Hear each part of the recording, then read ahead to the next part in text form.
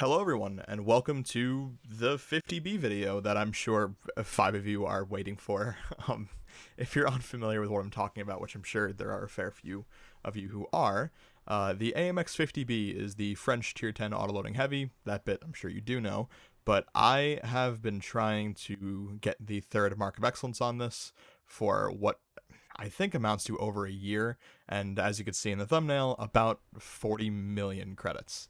That is not an exaggeration. That is not hyperbole. This has been one of the most stressful, rage-inducing, and just overwhelmingly obnoxious and horrific things I've ever undertaken in the context of World of Tanks and Three Marks. You might think, if you're regular to the channel or familiar, the STB was particularly bad. Not not quite.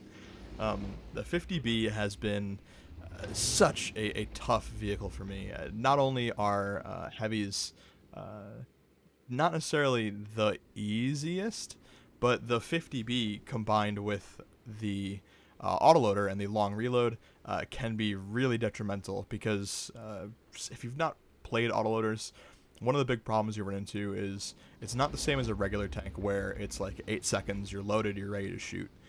With a tank like this, you need to think. I know that sounds a bit basic, but you need to have that sort of insight as far as where is the game going to be, what is going to happen, where are the developments being made over the next 30 seconds. This way you can position for that, you'll be loaded for that, and so on and so forth. I hope that makes some amount of sense. But the 50B, I think I was at 94.92 or 94.96 twice, and I threw twice, which was, sort of. I have a hard time even phrasing it. An unimaginable anger, in the context of Watt. Outside of this, who gives a shit? But for World of Tanks, and as far as what can be frustrating, my God, the 50B experience is so far and away up there. But enough about me, kind of harkening back to how horrific it was. Let me try and walk you through what I was thinking about in this game. So you haven't really missed much here. I feel that in a large tank such as the 50B, where you are as big as a house and you have as much armor as a house, on this map, on this position, or on this spawn, I should say, this position can be quite effective because it gives you sort of lines of fire or lanes of fire on so many places that I'm sure you've seen me shoot by now, whether it's the enemy hill, the little sniper spot up at, like, I don't know, B7, whatever that is, all across mid, those early shots, and the entire south push, which can provide a pretty large amount of farm.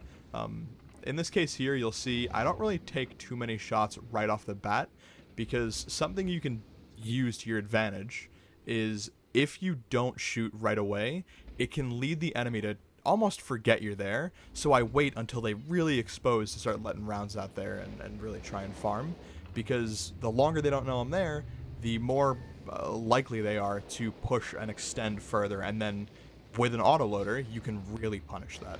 One of the common mistakes I see whenever I do sort of replay reviews and stuff like that in autoloaders is sort of the issue where people end up trading one for one, and I'm going to assume most of you understand what I'm talking about with that, but bear with me. Basically, in an autoloader, the benefit you have are your multiple shots in a rapid succession, right?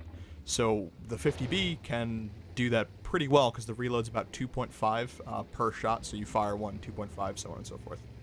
What you generally want to avoid is poking, fire one shot, you take one shot back. What's the point of playing an autoloader, right? You're taking one shot for one shot. The benefit you have here, in this case, is you'll see I'm okay taking a return hit from the M103 because I get 2 shots out for his 1. Very insane concept, I know. Definitely makes no sense. Well, by looking at the Watt player base, you'd probably assume it made no sense. But jokes aside, you can see there we got a nice 2-tank cleanup with our 4 shells. I'm just kind of hanging out here. I'm hoping the enemy will continue to push, and you can see that with the E75. I'm just praying and praying and praying they don't overextend my team, I mean, and just give me time to farm this. At this point, even on the stream, I was begging, please, please let these shots track. I get that first one right in there. The second one for the retrack, exactly what I wanted. I could not have asked for a better scenario there. We get the full mag, and at this point, you can see even in the chat, we're kind of getting to some cool stuff here. I'm starting to think maybe we could do this. We're sitting at about 94.2, I think. So this would need to be a pretty huge game in order to secure the third mark. And if you've seen this live, you'll know exactly where this is going to go. But I see this guy pushing south as well, and this is more free farm. He repokes, I get a free shot in. I'm holding the 3 because I'm thinking, okay, we've done a lot of damage. I've sat here for quite a bit, so let's wait and see sort of what's going on and maybe where I can deploy. We see that they're all kind of hiding in base. I don't want to get too aggressive. One of the big problems I personally run into with the 50B comes down to, oh wait, look at this shot coming up here. Unbelievable. I know that might not seem like a lot, but I promise you, in the immensely fragile state I was in trying to mark this, that shot was like an endorphin hit straight to the fucking brain. That was so cool. Or I guess dopamine would be more accurate. Whatever. Anyway, I was setting up here and kind of debating, okay, I've been here for a while, and again, the problem I have with the 50B is I tend to play two different extremes. Either way too aggressive to the point where, you know, even a not great player will look at that and say, what in the hell are you doing? Or I'll play way too passive because I'm so worried about dropping the mark. I don't want to overextend and lose HP and whatever. Generally, it turns out to be an absolute nightmare. But in this case, I decide, okay, it's too far. I really got to go. And looking back at this now and seeing this game a few times since I've played it, I am almost certain that I've taken way too much time to push this.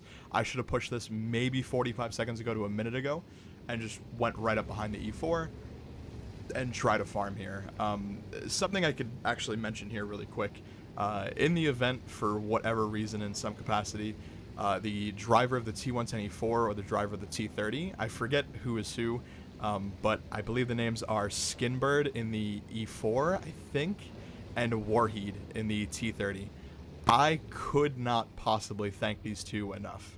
The fact the E4 did not shoot this guy and the T30 did not farm this guy much more than what he already did, cheeky Amarak by the way, is unbelievable. And you'll see really some crazy stuff that you basically never see in this game here. So we've got our artillery in base, and we are really making some serious progress. We are on track for my third 10,000 damage game ever. In 51,000 games, I've never, pulled over 10k more than twice. It's once in the mouse with 10.9, and once in the 279 with 12.3, which was just outrageous. It's a full-on chase for the Char, and I noticed the E4 and the T30 are going to get on cap.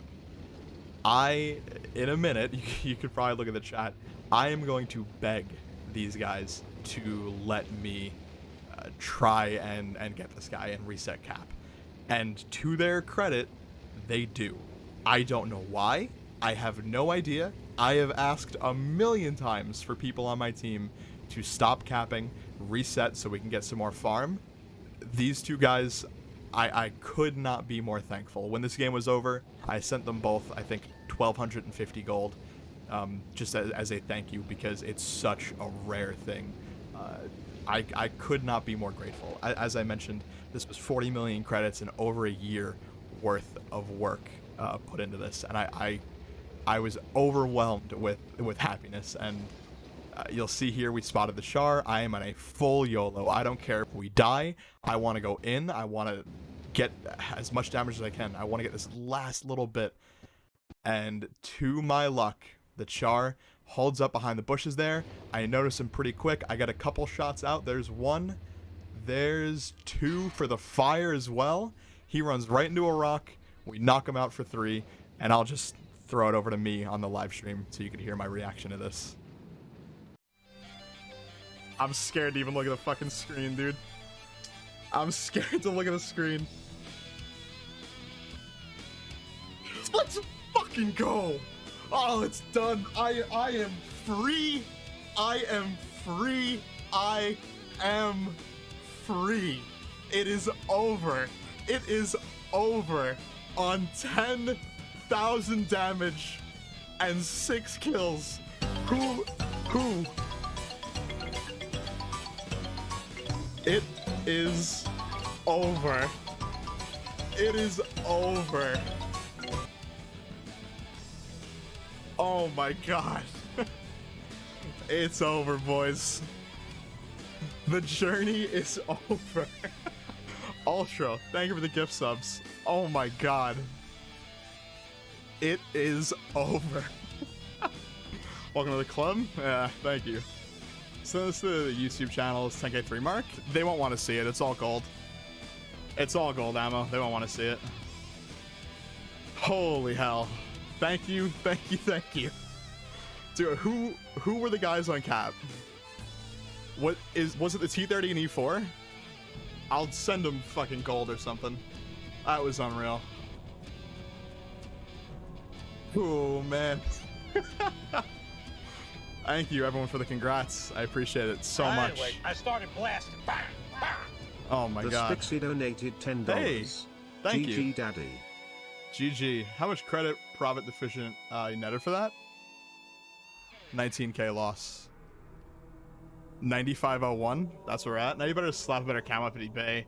That football ugly ass cam needs to go. Agreed. Oh, dude. It's over. It's over. It's over. Oh my god. This was so long. It's like 9 months and like 40 million credits in the trash. Thank you, Halifax. Oh my god. Ooh. It is done. It is done.